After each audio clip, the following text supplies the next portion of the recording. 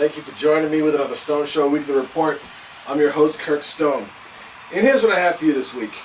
The good folks over at Don't Flop put on a battle between Mr. 13 and Arkaic. I had never heard of Mr. 13. I think I saw Arkaic once before, but Arkaic clearly forgot a lot of his rhymes, therefore giving rounds 1, 2, and 3 over to Mr. 13. Good battle, but yeah, Mr. 13 cleaned up on account of my man had brain farts and that stuff. Also, by the good folks over at Don't Flop, battle J Madden versus Evila. I'm not sure if I'm saying that right. It sounded like that's what they said, Evila.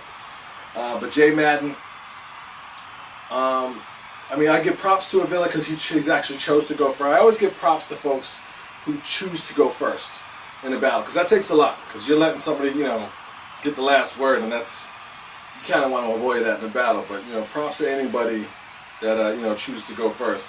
But I gave round 1, J Madden, round 2, Evila, round 3, J Madden. Good battle, but, I gave the battle to J Madden. And thank you to the good folks over at Don't Flop. The good folks over at King of the Dot, the KOTD folks.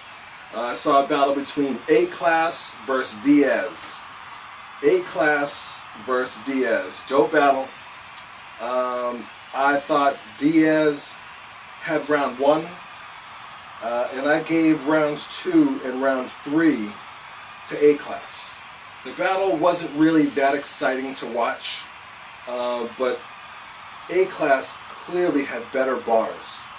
But he was getting no love from the crowd, which was, a lot of times you run into that. But Diaz had better delivery, but his bars were just like, wow, he's getting people shouting for that line. It's one of those things. It's a dope battle. He had some good lines, but not every single line was a screamer. A-Class had way better bars overall. That's why I think he took the battle. But I think if you were there, you probably could give it to Diaz just because, I don't know, he was louder. But whatever. That's just what I'm, just my opinion. Thank you to the folks at King of the Dot. Also, one last battle. The battle over at Don't Flop. Bleek versus Double L. Bleek versus Double L. Good battle. I just want to say one thing off the bat. I know I have a lot of rules when it comes to battling, but it is what it is. I didn't know what the deal was with Double L. I mean, I've never seen anybody just kind of like get so close to someone and just lean. That was kind of corny. And he got you on that round too. It just seemed like you were a sore loser at some point. But I thought it was unsportsmanlike. But I thought it stemmed from him getting the better of you in the round. Then you proceeded to do it like round 2. Your hands are all over.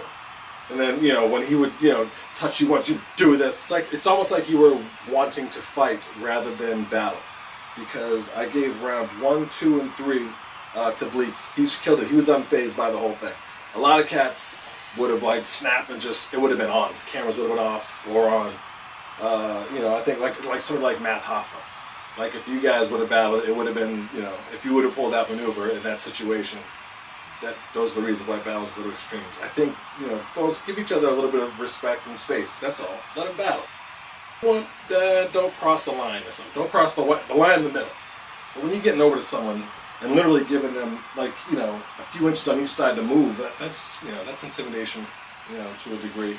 But props to Bleek. He was unfazed by it. A lot of cats have been, pressured to do something. But good battle. Hands off, that's all. Just keep your hands off someone.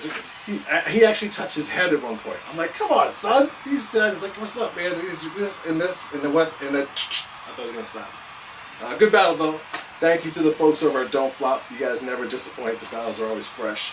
Thank you to the folks at King of the Dot. One last thing. The URL battle. There was Armageddon. And it was to take place in, I think, Chilla Jones.